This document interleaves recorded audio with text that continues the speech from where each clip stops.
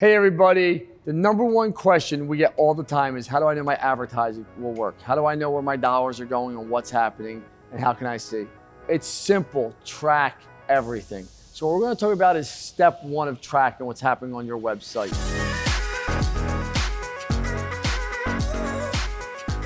You can track many things with goals set up and saying, okay, let me go look at how many people filled out a form, where did they come from, downloaded a white paper, chat it with me, called me. So the first thing we're going to show you on a how-to this week is how to track your form submissions on your website and how to set it up and how to make sense of the data.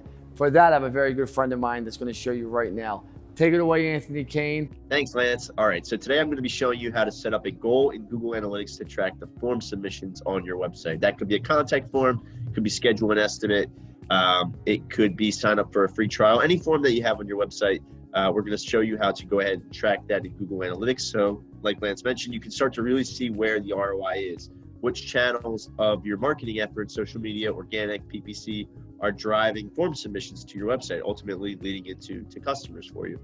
So the first step that you want to do is actually fill out the form yourself. So go to your website, fill out your form. I have one here that I filled out on the One SEO website. You can see you get taken to a thank you page where you then have a countdown for letting you know that we're going to be reaching back out to you. But the important part is that URL. You just want to make sure you know where the user is being taken to after they fill out the form. Because if you think about it from a tracking perspective, we want to fire our goal anytime someone hits that thank you page, because the only way they're going to hit it is if they're filling out your contact form. So you can get a pretty accurate idea of how many people are filling out the form by counting how many people hit that thank you page. And so you just want to make sure you know where they're going. Now, if you're in an instance where you're not sending people to a thank you page, maybe just a thank you message pops up or something like that, my initial recommendation is to redirect that form to a thank you page. It's just going to make your life so much easier. And honestly, in today's day and age, a lot of people are kind of accustomed to being pointed to a confirmation page, letting them know that the message was received. Once you know where the user goes, you're going to pop back into analytics, and we're going to head into the bottom left where it says admin. And from an admin, you're going to go onto the far right. That third option down, you're going to see goals. Now, if you don't have anything set up, it's going to be blank. I have a couple of test ones in here from before. And what you're going to do is you're going to select new goal. And the first step here, instead of using a template, we're going to scroll down and go custom and then hit continue.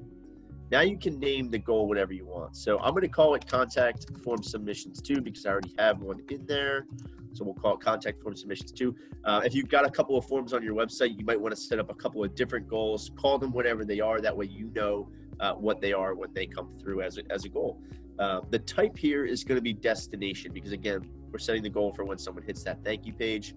And then you're going to go ahead and drop the page path for your thank you page right into there. So it'll say equals to confirm / thank you for contacting us.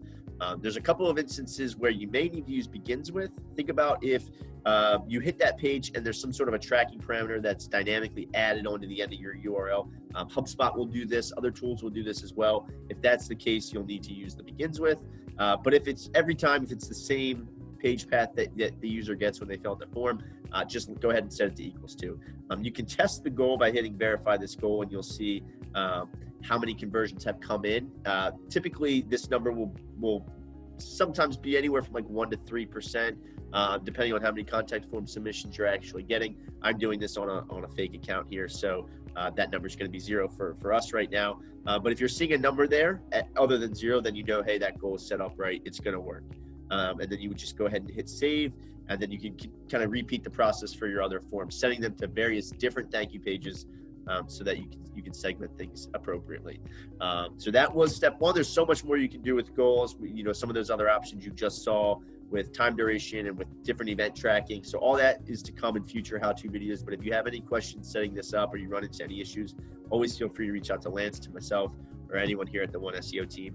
And I hope that this was helpful, and we will talk to you guys on the next segment. Anthony Kane, thank you for that tutorial. The next how-to, we're going to show you how to track your chats, phone calls, and some other cool stuff too. Everybody, have a great day.